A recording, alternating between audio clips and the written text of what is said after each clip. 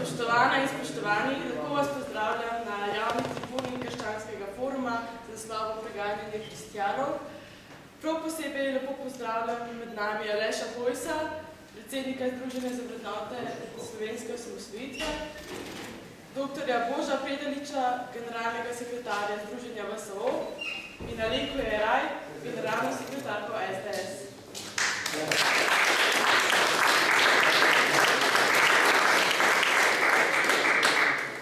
V imenu Krščanskega foruma pa nas bo pozdravil član izvršilnega odbora Krščanskega foruma Gašper Blažič. Spoštovane udeleženke, spoštovane udeleženci okrogle mize, vsi navzoči, prav lepo pozdravljeni. Med nami želim v imenu organizatorja tega dogodka, Krščanskega foruma Slovenske demokratske stranke, posebej pozdraviti naša gosta, eden žal še ni uspel priti, to je pater Martin Kmetec, ki ga še pričakujemo, drugi pa je že med nami, gospod Janez Suhoverčnik, salezjanec. Zagotovo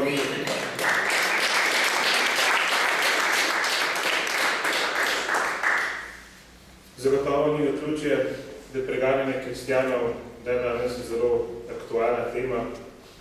S tem pojavom se danes srečujejo predvsem kristjani na Bližnjem vzhodu.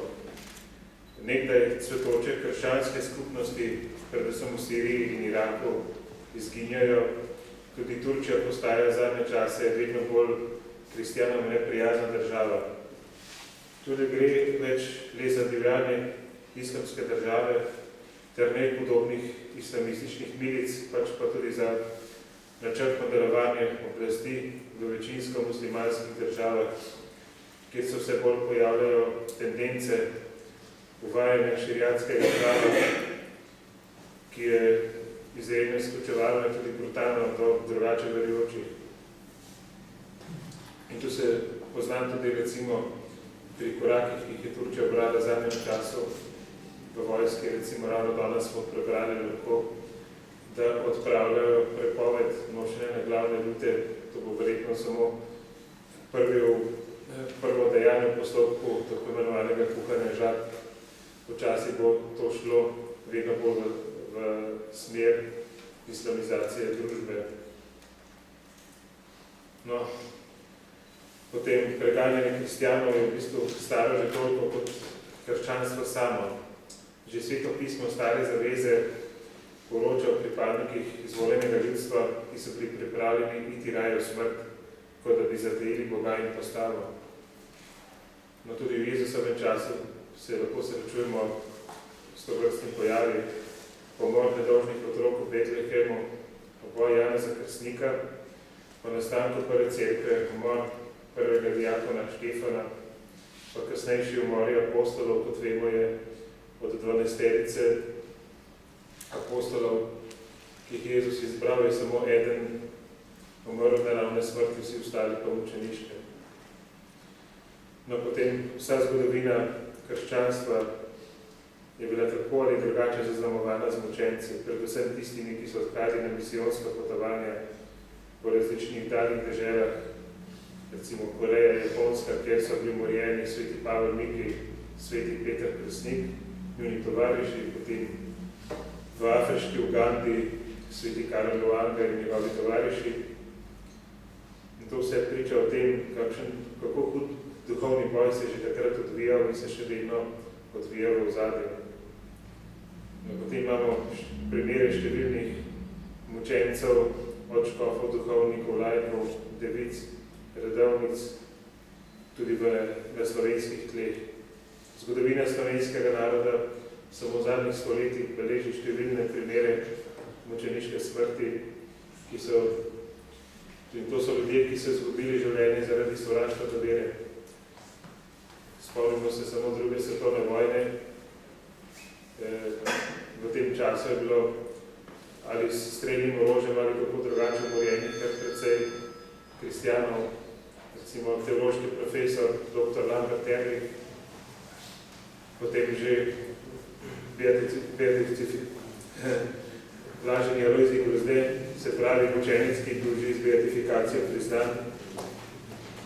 Potem tudi Jaroslav Kikl, pa potem po vojni škof Anton Volk, ki sicer ni umrl mučeniške smrti, je bil pa na nek način mučenec, ki je doživel vse možne pritiske strani oblasti, hudbe, mučne zasliševanja in vse zadnje tudi zažig v Novem mestu.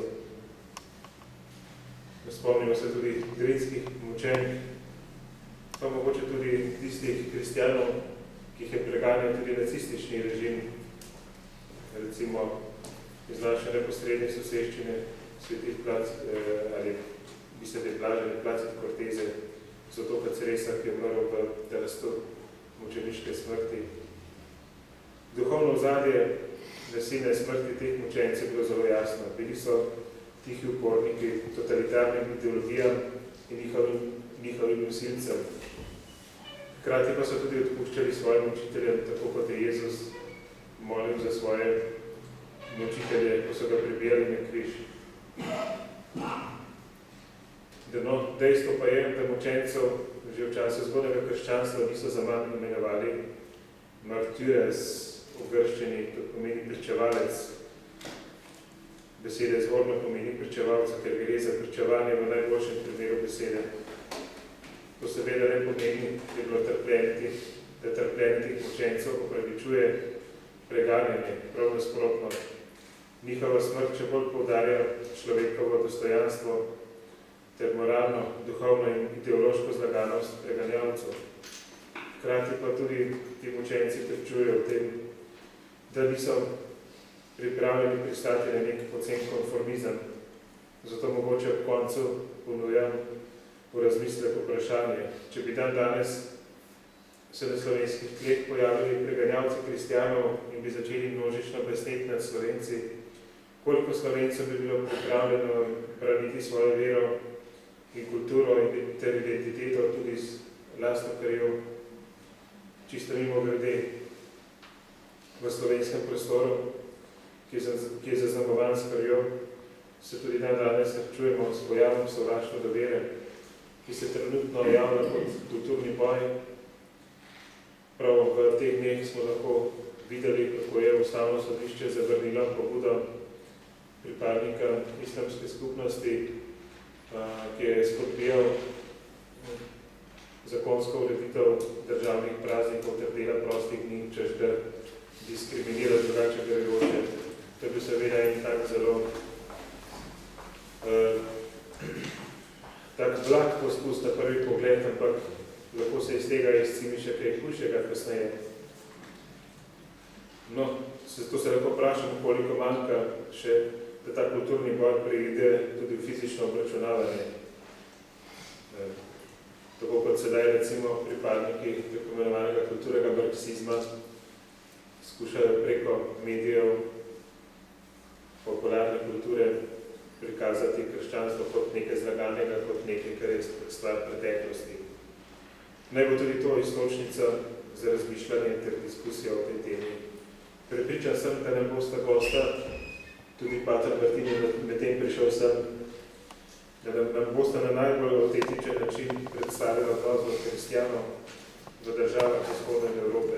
Vsem želim prijetno poslušanje in veliko navdihov v debati, ki bo sledila. Hvala lepa. Za besedo, dober večer tudi z moje strani. Tema preganjanja kristjanov je precej obsežna. Mi se bomo probali omejiti zgolj na Bližnji vzhod, kjer se trenutno dogaja največja kalvarija, zlasti na primeru Iraka in Sirije.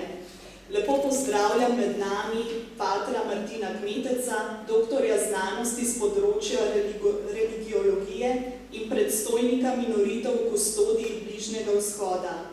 Rodil se je leta 1956 v družini s 5 otroki na Ptuju, takoj po gimnaziji postal minorit, bil po posvečenju leta 1983 6 let vzgojitelj minoritskih semeniščnikov v Ljubljani, zatem pa je po bivanju v Parizu odšel na prvo misijonsko postojanko v Libanu.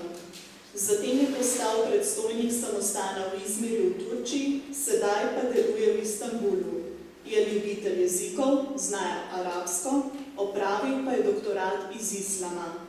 V svojem delu nagovora bo predstavil svoje delo in življenje, spregovoril o preganjanju kristjanov po svetu, glede na poročila raznih organizacij, predstavil problem kristjanov v muslimanskih državah, zlasti preganjanje kristjanov v Iraku in Siriji, ter odprl tudi tematiko ideologija kot sredstva preganjanja kristjanov in na koncu spregovoril še nekaj o smislu mučeništva skozi oči cerkve. Pater Martin, predajamo besedo. Hvala lepa. Lepo pozdravljam vsi skupaj, predvsem organizatorji. Hvala lepa za povabilo. Veseli, da sem skupaj z vami. Čeprav bo moje poročilo oziroma premišljevanje žalostno. Pa vendar mislim, da moramo vedno nositi v srcu upanje, da bodo stvari boljše. Tema tega predavanja je preganjanje kristjanov v svetu danes. Pripadam redu Frančiškovih bratov in molitev in že več kot 25 let živim na Bližnjem vzhodu. V Frančiškovem zgledu želimo minoriti ostati zvesti krščanskim koreninam na kraji, ki pomenijo začetke krščanstva in so poznali razcvet cerkve v prvih stoletjih po Kristusu.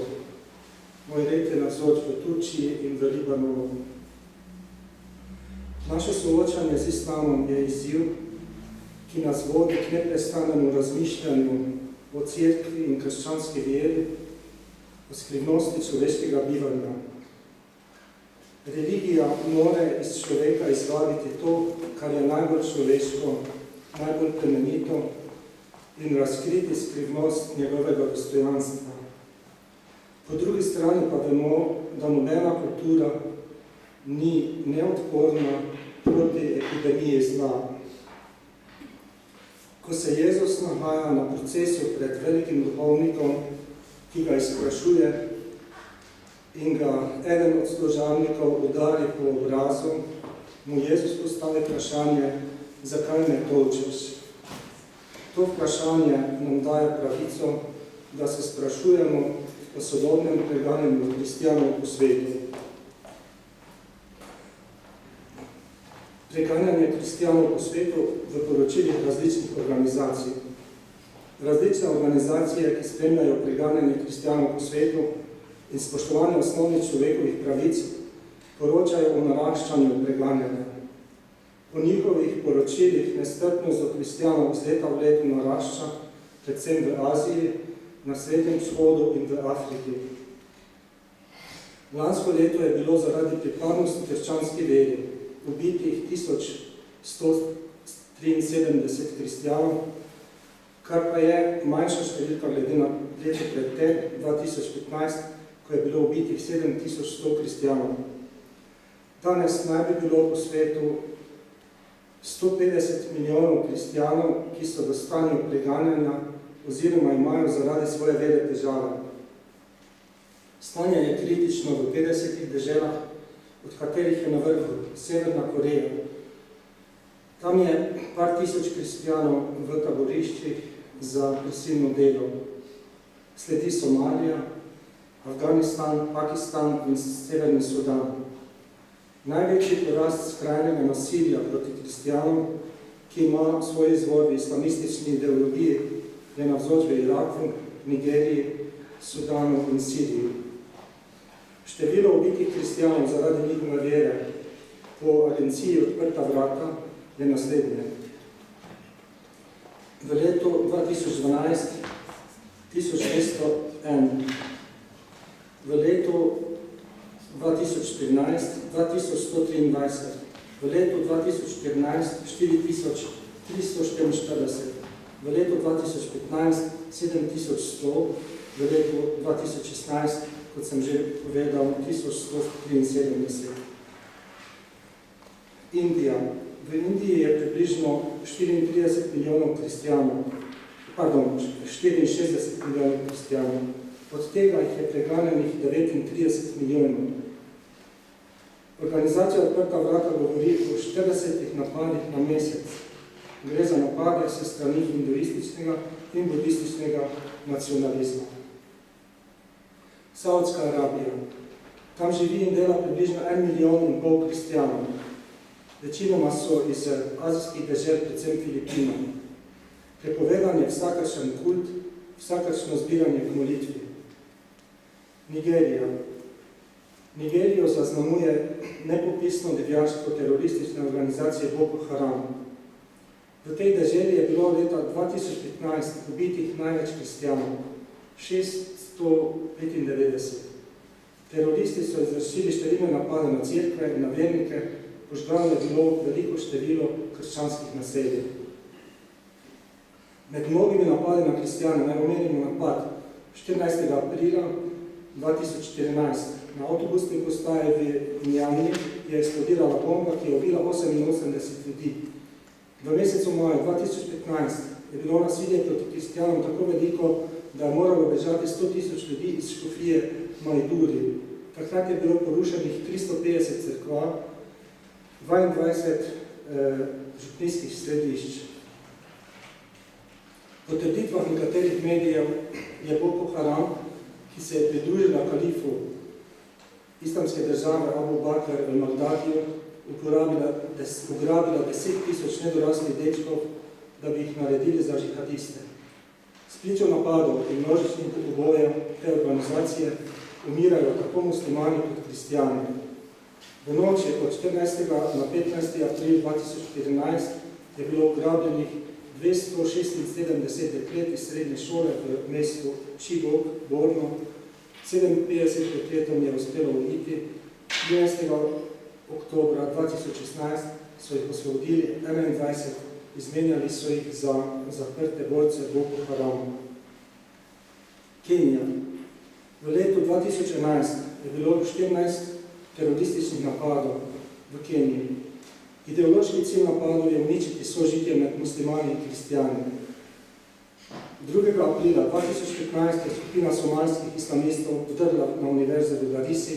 Najprej so streljali vse prek, potem pa zavzeli 700 talcev. Osvobodili so muslimane in brez usmiljenja pobili vse kristijane, od katerih je bilo najmanj 15 obglavljenih. Vsega je bilo pobitih 174 oseb, med katerimi tudi muslimani. Egipt.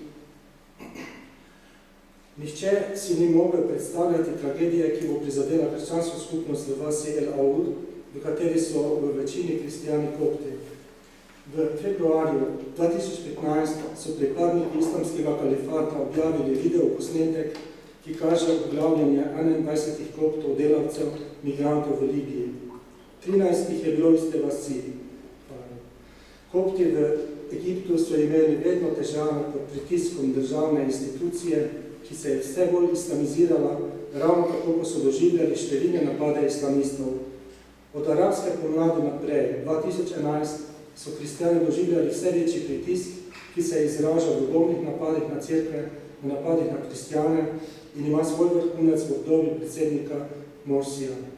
Samo od leta 2013 pa do decembra 2016 je bilo izvršenih okoli 40 napadov na kristjane. Pakistan.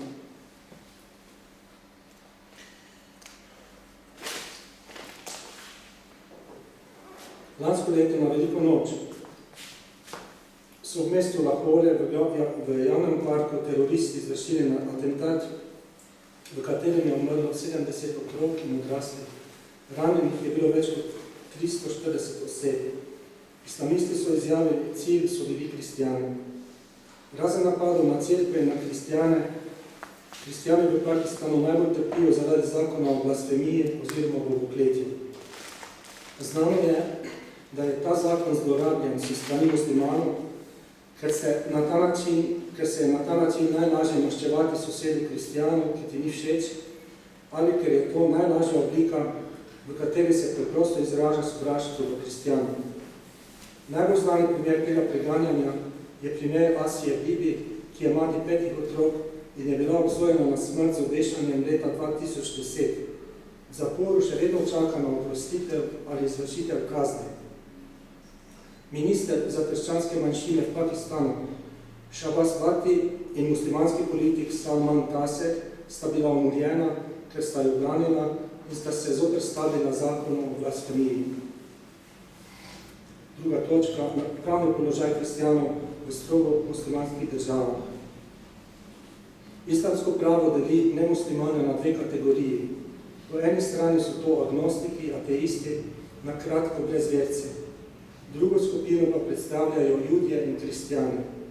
Brezverci, kamor spadajo na primer Jazidi, Bahaji in druge manjše skupine, ki nimajo istega nauka kot islam, ali krščanstvo ali judovstvo, po islamskem pravu nimajo nobenega pravnega statusa, enostavno ne morejo obstajati. Nimajo torej nobene druge izbire kot sprejeti islam ali pa izgnanstvo oziroma smrt. Tisti, ki so ateisti, se ponavadi prikrivajo, kljub temu, da na njihovi osebni izkaznici piše pripadnost islamu. Kristjani v samem ustroju islama nimajo istih pravic oziroma niso enakopravni z muslimani. V deželah, ki so jih nekoč zavzeli muslimani, je bil položaj kristjanov temeljen na statusu dimni.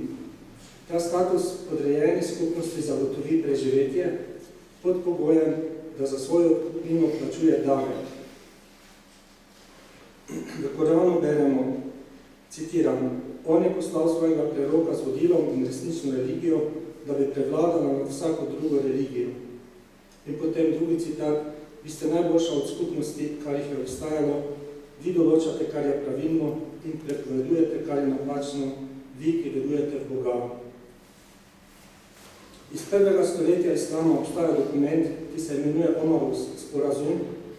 Ta dokument govori o položaju dimnijev, kristjanov, ki so sprejeli podrejeni položaj najverjetneje po osvojitvi Sirije. Navedimo le nekatere izmed pogojev, ki so jih kristjani morali upoštevati. Kristjani ne smejo graditi samostanov, cerkva in eremitaž, ne smejo popravljati svojih cerkva, posebej, če se v bližini nahajajo muslimanske zgradbe, ne smejo glasno peti in moliti, ko nosijo mrtvega na pokopališče, ne smejo pokopavati svojih mrtvih blizu pokopališča, na katerem so pokopani muslimani, ne smejo jahati na isti način kot muslimani, nositi morajo obleke, ki jih na zunaj zaznamujejo kot kristjani. Torej gre za družbeni status, ki na zunaj pokaže podrejenost in majvredni položaj kristjanov in judov, čeprav je treba priznati, da je položaj kristjanov bil odvisen tudi od vladarjev, od družbenih in zgodovinskih situacij, ki so določale večjo ali manjšo stopnjo tolerance.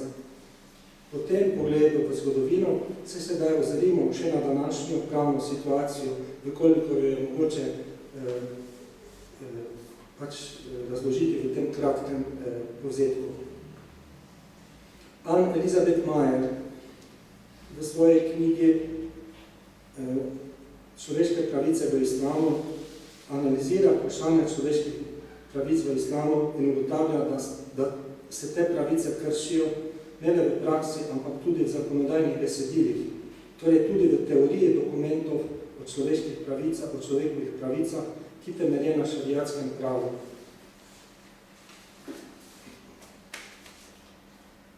Avgusta leta 1990 je Svetovna islamska organizacija, islamska konferenca v Kairu sprejela deklaracijo človeških pravic, o človekovih pravic v islamu, ki je prireditev splošne deklaracije človekovih pravic in naj bi veljala v muslimanskih deželah. Podpisalo jo je 57 držav. Pojmovanje človekovih pravic v Kairski deklaraciji je vkoreninjeno v prepričanju, da mora biti država v svojem političnem in pravnem redu, v svoji ekonomiji in javnem življenju organizirana po islamskem pravu. To pravo pa se v določenih primerih ne ujema s splošno deklaracijo človekovih pravic. Eden od členov splošne deklaracije človekovih pravic, ki ga muslimanske države ne sprejemajo, je vprašanje spremembe religije, člen 18, ker ni v skladu s šarijo, ravno tako pa se ta deklaracija ne sklada z mednarodnimi dogovori v zvezi s pravicami ženske in osebnim pravnim statusu pripadnikov manjšin. Leta 1996 je bil sprejet kazenski zakonik Arabske lige, ki predvideva totalno aplikacijo šarije. Je model, ki naj bi ga uresničile vse arabske države. Leta 1983 je bil na kongresu Islam danes, ki se je vršil v Islamabadu, predstavljen model islamske ustave, ki naj bi ga posnemali vse muslimanske države. Ta model utemeljuje pravni vid islamske države in sicer prvič, vsa oblast pripada Bogu, Allahu, in vsaka suverenost je podvržena Božjemu zakonu. Gre za neločljivost Božje in svetne sfere, torej za teokratično ureditev družbenih odnosov. Drugič, Božji zakon, takšen kot je predstavljen v Božji knjigi v Koranu in izročilu preroka, je vir zakonodaje in pravilo vladanja. To pomeni, da je vir in merilo celotne zakonodaje v državi islamsko pravo. Nekatere države imajo v svoji ustavi zapisano, da je šarija vir zakonodaje, drugi pa, da je eden od virov zakonodaje. Torej, tudi tu gre za določene razlike v posameznih državah, predvsem v odnosu do kristijanov.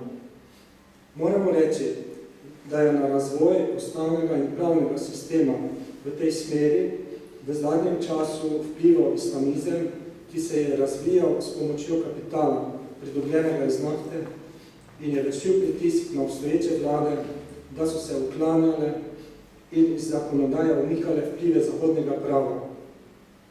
Glede na to, kar smo povedali, si lahko predstavljamo, kakšno je mesto manjšin, predvsem krščanske manjšine, v zakonodaji islamskih držav.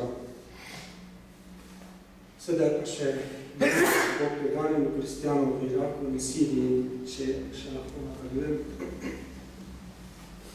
Kristijani se na področju današnjega Irana, Sirije in Iraka nahajajo že od prvih stoletij naprej in so doprinesli velik delež tudi k civilizaciji islama. Imeli so izredno sposobnost prilagajanja, preko njih so muslimani prišli v stik z grško filozofijo in drugimi znanostmi. Pomislimo, da je bila Perzija do 7. stoletja skoraj v celoti krščanska. Do 12. stoletja je bilo v Iranu še polovica prebivalstva krščanskega. Krščanske skupnosti različnih cerkva, pravoslavnih in katoliških, so preživele kljub stoletjem pritiskov in diskriminacije. V Iraku je bilo v letih 2002-2003 več kot 1 milijon kristijanov. Leta 2006 je krščansko prebivalstvo padlo na 700.000, danes jih je manj kot 300.000. Takoj po drugi iraški vojni se je začelo izgnanstvo kristijanov v velikem številu. Od prve ameriške vojne intervencije v Iraku leta 2003 je deželo zapustilo 70% kristijanov. Navedimo nekaj primerov preganjanja. 21. oktobra 2010 so v Bagdadu teroristi izvršili napad na katedralo Marije Pomočnice, v katerem je bilo pobitih 57 vernikov. Potem so sledili še drugi napadi proti kristijanom, ki so povzročili, da so kristijani začeli odhajati v tisočih.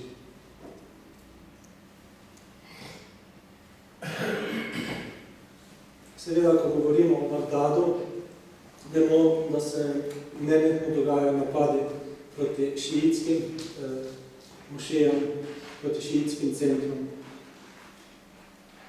7. avgusta 2014 ob napadu pripadnikov islamske države je 120.000 oseb v eni noči zapustilo mesto Karakoš, ki je bilo v večini krščansko.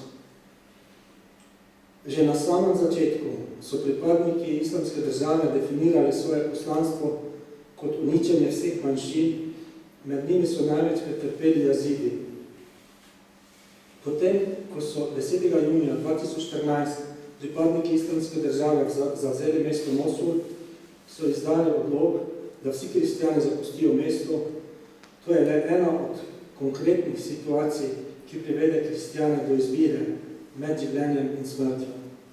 Ponujeno jim je bilo, da sprejmejo islam ali pa da gredo. Vsi kristijani so zapustili mesto. Po mnenju generalnega tajnika Združenih narodov Ban Ki-moona je to početje zločin proti človeštvu. Oblike preganjanja, konkretne. Že pred nastankom islamske države se je do kristjanov izkazovalo sovraštvo, diskriminacija na nivoju vsakodnevnih odnosov, prava, napadi na cerkve, potem pa se je stanje vse bolj slabšalo. Veliko duhovnikov je bilo pobitih in ugrabljenih. V času islamske države pa je bila kristjanom odvzeta zemlja in nepremičnine. Cerkve so bile v najboljših primerih spremenjene v mošeje, samostani so bili porušeni ali odvzeti. Če kristjanom ni uspelo uiti, so doživljali nasilje, grožnje, mučenje, zaslužnjevanje, posiljevanje in plenjenje. Ženske, ki so bile ujete, so doživljale posilstva, bile so prisvojene kot sužnje in tudi prodane na trgu. Spet drugi so bili ugrabljeni in izpuščeni za velikansko ceno, velikokrat pa tudi poplačilo odkupnine, vrnjeni mrtvi, mnogi pobiti na zverinski in barbarski način. Sirija. Tudi v Siriji so kristjani prisiljeni zapustiti svojo domovino. Pred začetkom spopadov leta 2011 so šteli okrog 2 milijona. Danes jih je v Siriji le še okrog 400 000. V mestu Alepo je bilo 300 000 kristjanov, danes jih je le še okoli 40 000. V Siriji gre za spopad med tako imenovanimi uporniki in vojsko Bašarja al-Asada. Teh uporniških skupin je zelo veliko. Za kristjane so najbolj nevarni pripadniki islamske države in vojska Jabhat al-Nusra, pa tudi pripadniki drugih skupin izvajajo vsakovrstno nasilje. Človeški nivo pripadnikov teh skupin se izraža dejstvo, da so njihovi verski voditelji izdali dekret, da religija dovoljuje posilstvu katerikoli ženske, ki niso ničke vede. To pomeni, da so vse ženske, ki so bile ujete v spopadih, doživljali vse vrste zločinov, od suženstva do prodaje na trgu in odvoja. Mnoge cerkve in starodavni samostani so bili porušeni, duhovniki, redovniki in škofje ugrabljeni ali ubiti. Grško-pravoslavni škof Bulus Jazigi in asirsko-pravoslavni metropolit Moj Gregorius Johanna Ibrahim sta bila ugrabljena blizu turške meje 22. aprila 2014. Šofer je bil ubit takoj, 4. osebi nadzorči v avtu je uspeli ujiti. Primeri ubitih duhovnikov. Fadi Haddad Jamal, pravoslavni duhovnik, frančiškan François Almurad, ki je skušal braniti sestre redovnice, holandski jezuit Frans van der Lucht in jezuit. Ubili so ga uporniki 7. aprila 2014 v Homsu. V obleganem mestu, ki so ga pokopali kristjani, ki so še ostali, niti enega duhovnika ali redovnika ni bilo na pogrebu. Nekaj mesecev pred svojo smrtjo je zapisal: ne morem zapustiti svojega ljudstva. Jean-Clément Jean-Bart, naš škof Merkitov v Alepu, v Siriji je izjavil: smo plen religijskega čiščenja, tako imenovanega kalifata, smo v resnici ovce, ki so določene za klavnico. Še nekaj o stanju beguncev v Turčiji, kristjanov. Od leta 2013 pa do konca 2016 je v Turčijo iz Iraka prišlo 40 do 50 tisoč sirokatoličanov, 30 do 40 tisoč kaldejskih kristjanov in med 5 in 6 tisoč asilskih pravoslavnih kristjanov. Prišli so brez vsega, oziroma za vse, kar so pač mogli prinesti s seboj. V Turčiji so razporejeni po velikih mestih, na vizo za druge dežele čakajo po 2, 3 ali pa tudi več let. Ne najdejo delo, ker ne znajo jezika, zato v tem času čakanja zapravijo vse imetje, otrok ne pošiljajo v šolo, študentje ne morejo študirati, mnogi doživljajo psihične motnje in krize. Ko jih sprašujem, ali je vrnitev nazaj, rečejo, nazaj ni vrnitve, ker ni nobene garancije. Tako, gremo proti zaključku. Ideologije kot sredstvo preganjanja kristjanov, islamizem in liberalizem, pa tudi druge bi lahko omenjali. Islamizem je v svoji teoriji in praksi nasilja čisti ateizem. je ideologija izgrajena na sovraštvu, ki enači vero s politiko in zahodno politiko s krščanstvom. Papež Frančišek je velikokrat izjavil, ni mogoče ubijati v imenu Boga.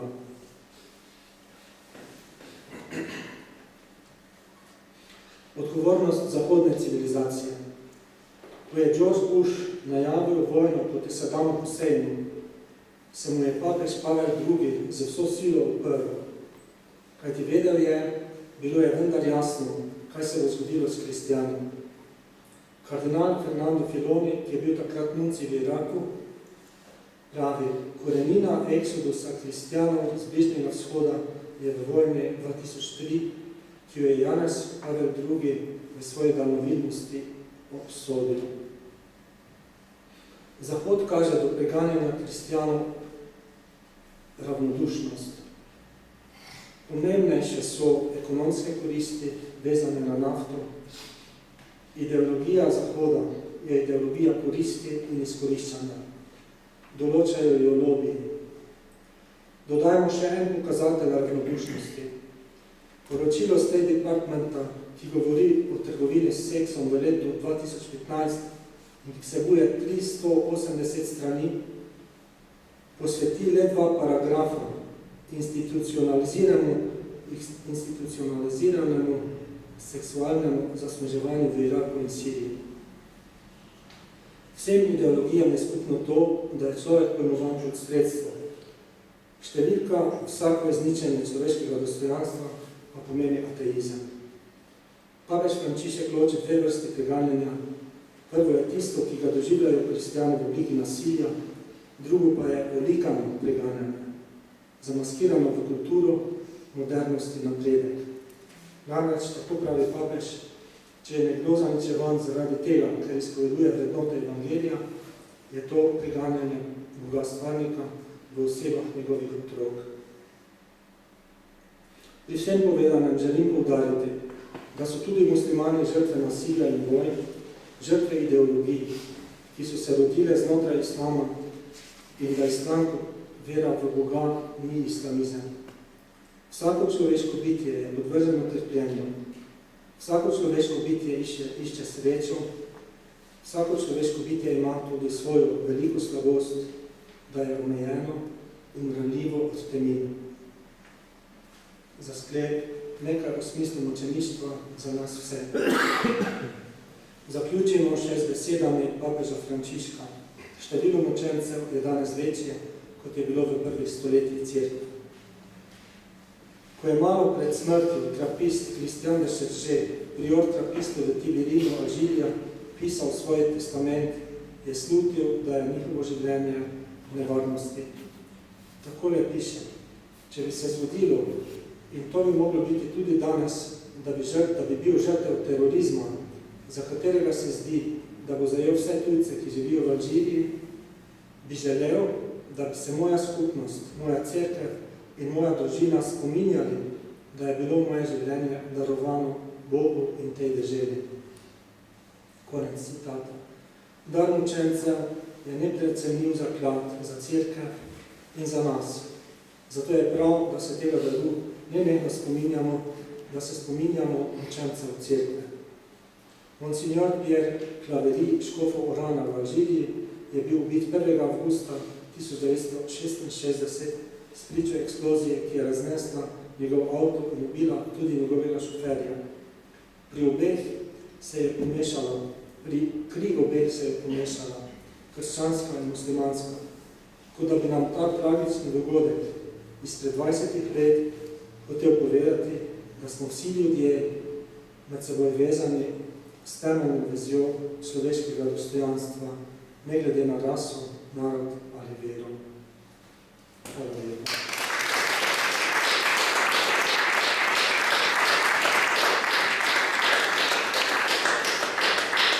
Hvala Patru Martinu za izčrpno predstavitev tematike.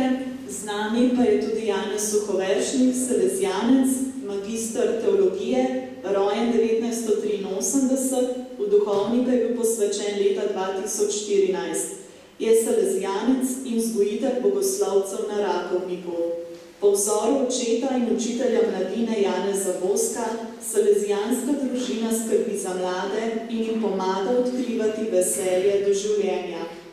Gotovo vsi poznate oratorij, zlasti mladi, to je tisti prostor veselja, igre, molitve, vsega v enem. Salezijanci vodijo oratorij v Alepu, v drugem najpomembnejšem sirskem mestu, ki je od leta 2012 razdeljen na zahodni del, ki je pod vladnim nadzorom, in vzhodni del, ki je v rokah upornikov, džihadistov. Kako poteka oratorij in kako mladim prinašati veselje, upanje, kljub vojnim razmeram, zakaj je prišlo do izbruha nasilja, kako to vidijo in doživljajo salezijanci iz prve roke in ali je kaj več znanega o izginulem bratu Tomu iz Jemna, za katerega se je tudi preko socialnih omrežij pozivalo k molitvi, pa nam bo sedaj predstavil Janez Suhovršnik, ki mu predajam besedo. Pozdravljeni vsi skupaj.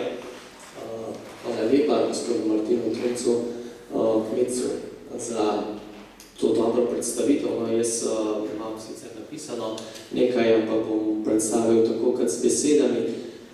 Nimam nekih svojih lastnih izkušenj, da bi bil dlje časa mogoče tudi na Bližnjem vzhodu, ali pa da bi imel kakšna lastna izkustva iz tega, kot ima gospod Martin, pater, imam pa seveda sošolce ali pa tudi kot salezijanec, brate, ki živijo v teh krajih. No in zakaj sem se mogoče tudi odzval na tole povabilo, na tole okroglo mizo, ampak javno tribuno, zato ker imam sošolce, no ali pa sem od leta 2011 bil potem še v Italiji za dokončanje študija, prav sem imel dva sošolca iz Sirije, ki sta danes v Alepu, tam delujeta, no in sta tudi večino časa tudi obveščala tako salezijansko internetno stran, pa tiste novice, ki prihajajo za cel svet, pa potem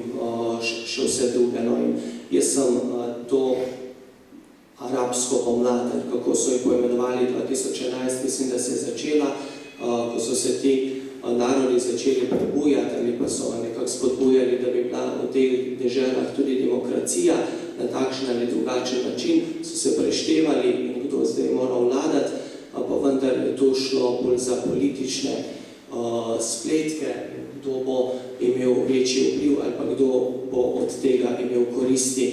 No in zanimivo mi je bilo to, ko so v Siriji, so bratje, začelo se tam v Maroku, pa v tistem delu Severne Afrike, potem se bo časi pomikalo proti Egiptu in pa Siriji, ko so prikazovali te proteste, ki naj bi bili na ulicah. No in je bilo zanimivo to, da so oni seveda imeli svoje prijatelje pa družine v teh mestih in so potem primerjali ali te video posnetke, ki so krožili po spletu in smo jih mi gledali po radiju, no po televiziji in poslušali po radiju, ali je resnično bilo to toliko protestnikov ali so to nekako tehnično potem tudi zmontirali. No in saj, kar se tiče za Sirijo, so oni večkrat potrdili, no, da tisti dan sploh ni bilo demonstracij ali da je bilo zbranih nekaj 100 ljudi. Seveda so pa vsak dan televizije prikazovali tisto množico, bi rekli nekaj 10.000 ali 20.000, 40.000.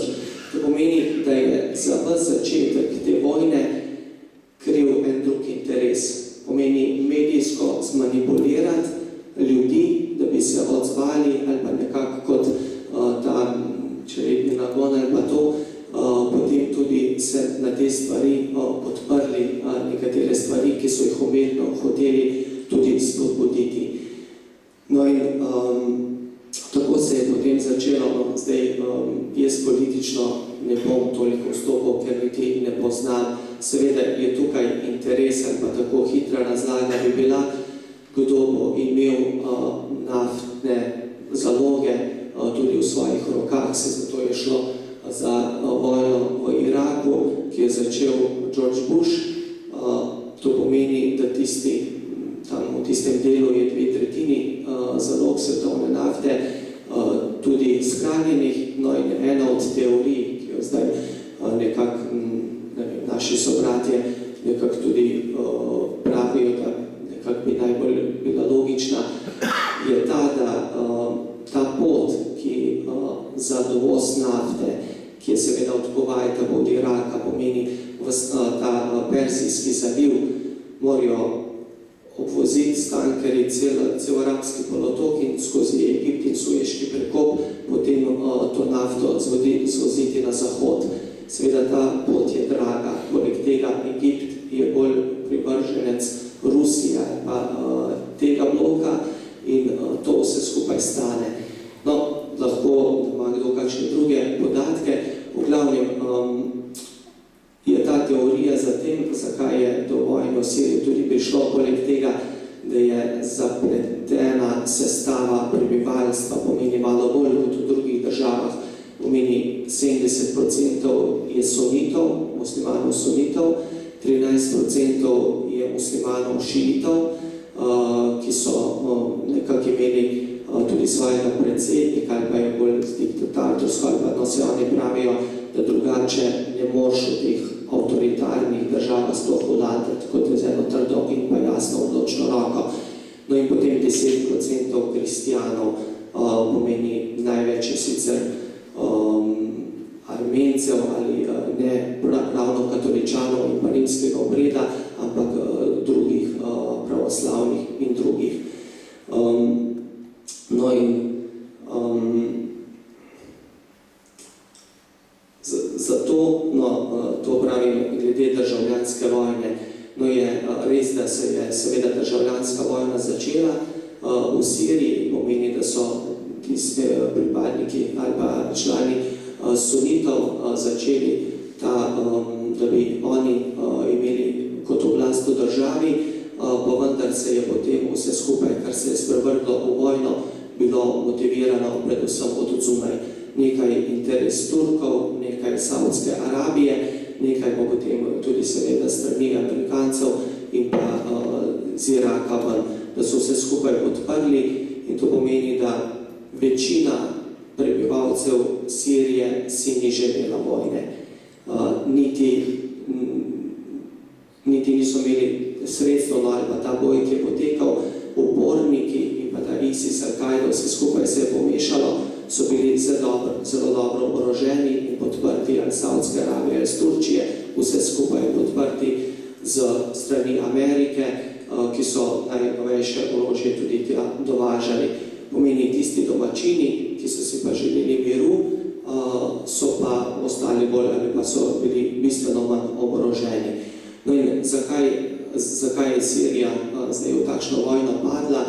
Nekateri razlagajo to, da je veliko lažje, kot da nafto izvažajo preko arabskega polotoka in tam plačujejo večjo ceno, da naredijo ravno linijo, pomeni Irak, Sirija, Sredozemsko morje in naprej v Evropo in pa Ameriko.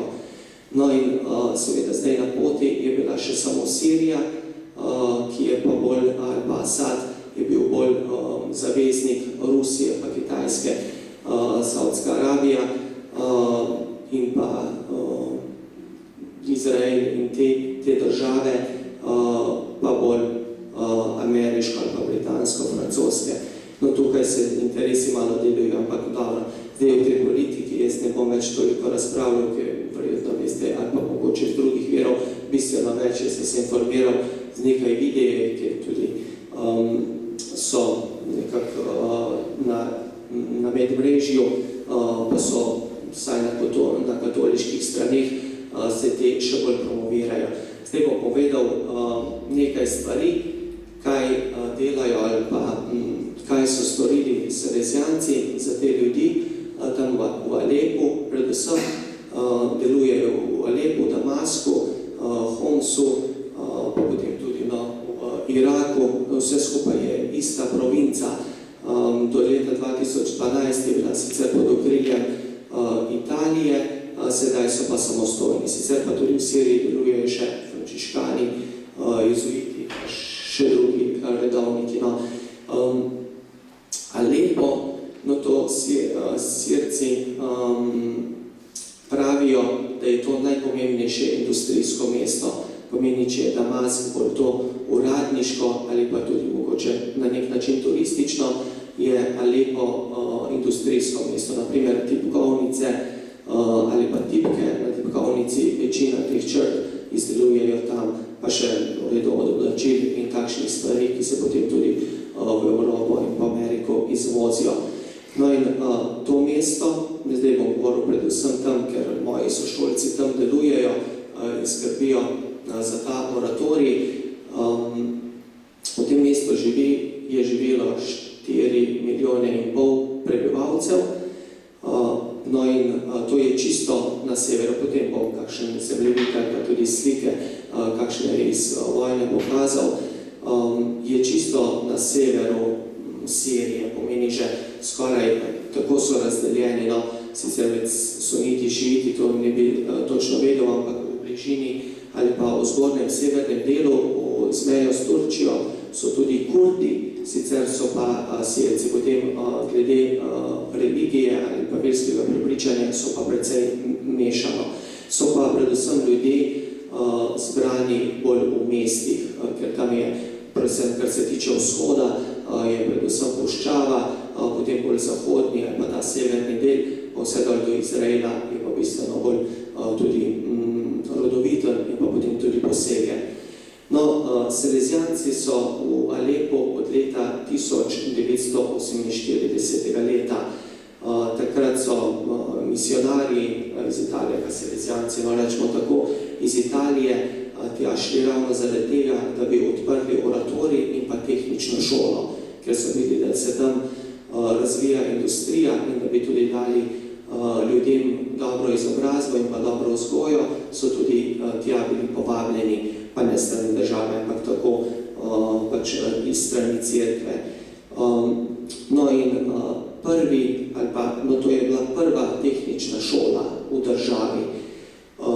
Tako so vsi ti profesorji, pa sedaj tudi na univerzi po celi Siriji, ki učijo, so večina iz te tehnične šole išli. Potem 67. leta, ko je bil drug režim, so to njihov oratorij cerkev niso zaplenili, šolo pa so privatizirano podržavili. Lahko rečemo, no in takrat naprej tudi ni več salezijanske šole, tam je pa oratorij in pa župnija. No in danes, kaj delujejo, kaj delajo tam, zdaj v Sloveniji si predstavljamo takšne številke, ponavadi, recimo tukaj v Ljubljani imamo poleti, ko je oratorij, tisti poletni program, približno do 200 otrok ali pa skupaj z animatorji. Tam je vsak dan od 700 do 900 otrok. Pomeni, ko je, no posebej zdaj v času vojne, je še za 2/3 več otrok ali pa več mladih tudi v tem centru.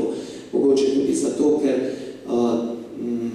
naš župnija in pa mladinski center leži v samem centru, kjer uporniki niso toliko prišli ali pa so zrušili sam ali pa posamezne hiše napadali.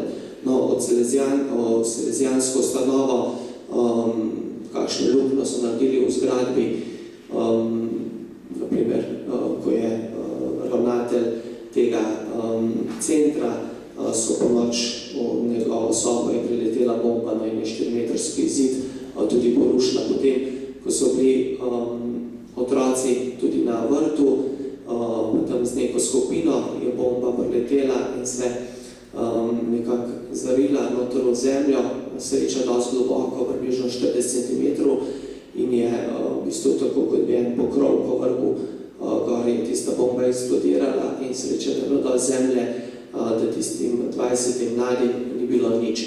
No tako, da se Salezijanci so srečni ali pa samo Bogu se nas zahvalijo, da kljub veliko mladim, ki so izgubili, ali pa tiste, ki so poznali, ki so prihajali v oratorij, v samem mladinskem centru ali pa na igriščih, tam okoli, ni bil nobeden od mladih ubit.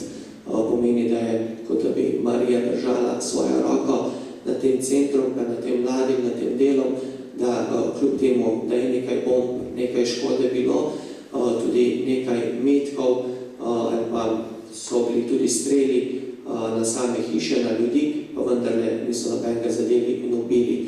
No, tako je že kar na začetku, kmalu moj sošolc, Armenc, sicer po porodu, je že leta 2012-2013, no, ko je tudi papež Frančišek, je večkrat posebej ali koga od duhovnikov ali koga od drugih vernikov iz Sirije sprejel na svojo audienco, no in enkrat je ta moj sošolc imel priložnost tudi biti na tej konferenci in mu je za konec podaril en metek, en naboj, tudi ki je priletel v ta oratorij. Hkrati mu je pa prinesel tudi križ, ki ga je nosil duhovnik, ki je v Iraku tudi umrl, no, misijonski križ in mu ga je izročil. Tako da je papež dobro tudi ali pa nekako seveda informiran o teh zadevah, kaj se je vse tam dogajalo. Zdaj bom malo povedal še, kako so v času ali pa kako je ta vojna tudi potekala. Začeli so osvajati mesto, no, kar se tiče Alepa iz severa. No in ko so prihajali v mesto, pomeni, da posod tam, kjer so se začeli napadi, najprej so razstreljevali, potem pa so tudi z ostrostrelci ali pa lahko bi rekli z vojaki vstopali tudi v mesto samo. No in kamorkoli so prišli, so ljudje bežali in se umikali proti centru. No in to pomeni, da so kmalu v centru ali pa bolj v zahodnem delu so bili ti notranji begunci. Pomeni, iz obrobja mesta ali pa tam, kjer je bilo mesto napadeno, so bežali proti centru in proti zahodu. Pomeni, da so kmalu postale vse šole, vse te javne ustanove polne beguncev. No in potem so tudi oratorij, seveda je bil tudi poseljen ali z družinami ali z vsemi tistimi, ki so bežali. No in potem so se tudi sami salezijanci spraševali, kaj bomo mi sedaj v teh razmerah, kaj bomo naredili. Poleg tega, da še naprej potekajo naši programi, niso ukinili, športa, niso ukinili igr, niso ukinili učno pomoč, niso ukinili katekizma, verouka, ampak poleg tega so hoteli narediti še nekaj več, da bi odgovorili mogoče tudi na tiste potrebe mladih, katere mogoče ne pridejo v sam mladinski center, ali pa da bi sploh selezijance spoznali ali pa se srečali z samim Jezusom.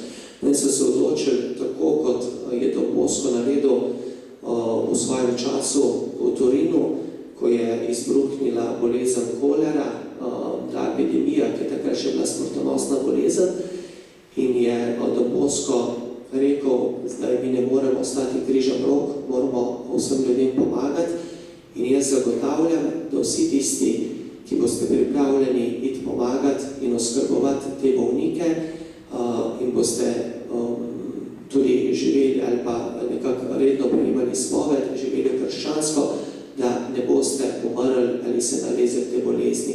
In res je to takrat v Don Boscovem času zgodilo, da nobeden ni umrl, zaradi, da bi se nalezil, kljub temu, da so pomagali potem tem bolnim.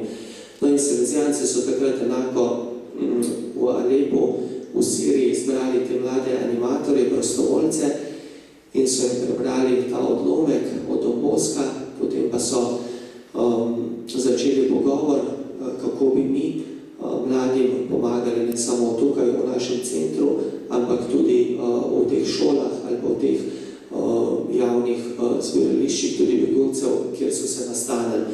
No in so tako začeli ti animatorji, ki so bili navajeni tega dela z mladimi, tudi ali prinašati neko katehezo, pa tudi igro samo, prihajati potem k temi begunci.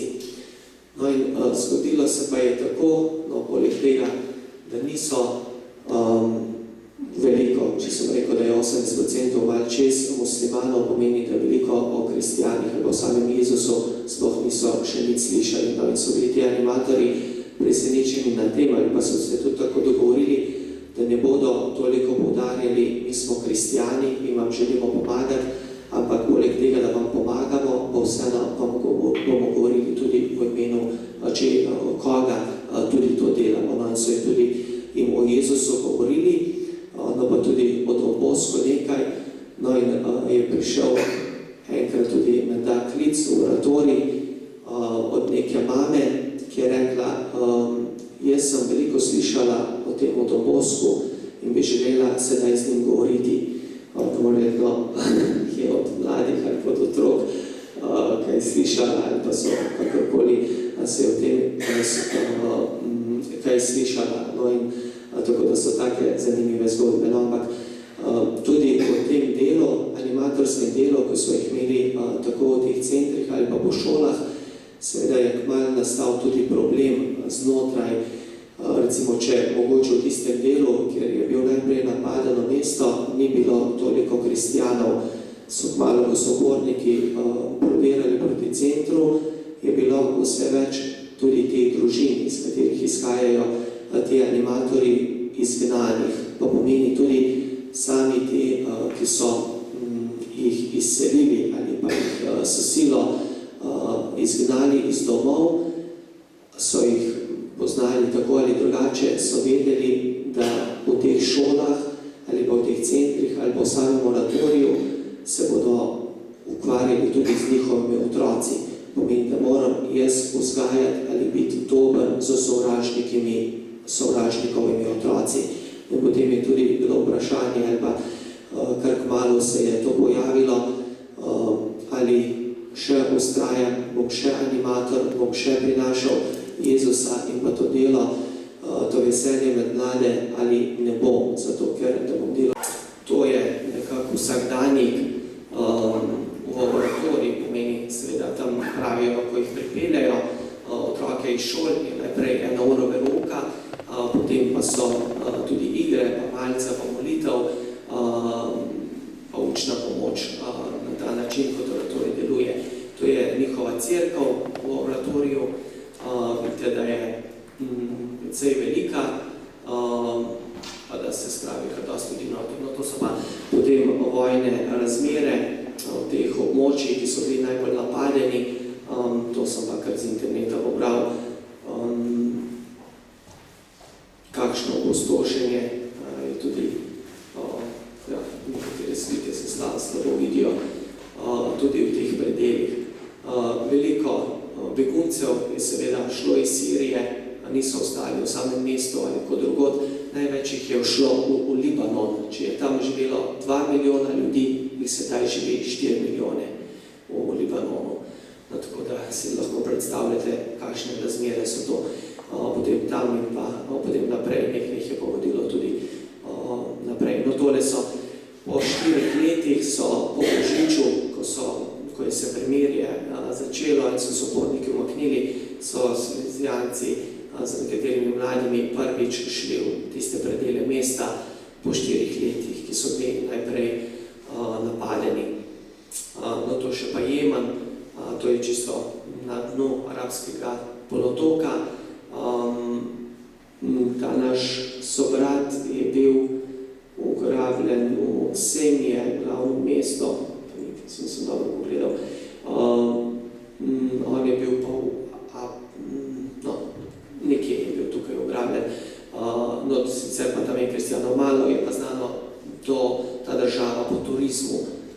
Tega videli kakšne lepe ali pa značilne tudi mesta, hiše, pa tudi visoko v gorah, so tudi bolj zeleni predeli. Turizem je kar dober del posla, ki ga imajo. Potem pa začelo se je v času Obama še ta vojna, pa zaradi Saudske Arabije, Rusi pa seveda pa so malo bolj na strani ljudstva.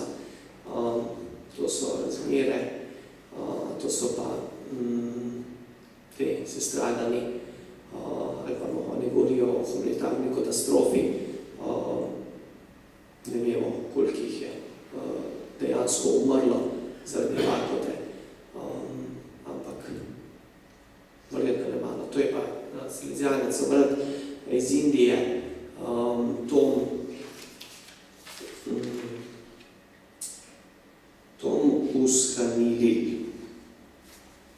misionar tam. No in je bil ugrabljen pri sestrah, ki sem že povedal, od Mate Terezije, skupaj še z 12. Drugi so bili izpuščeni, on pa sedaj zgleda nekako tako, da dal je tudi po Božiču, pred Božičem to sporočilo, da v slabem zdravstvenem stanju naj pomagajo in pozval še naprej k molitvi. Veliko 9 dnevnic je bilo opravljenih in po Indiji in drugod po svetu pri Salezijancih.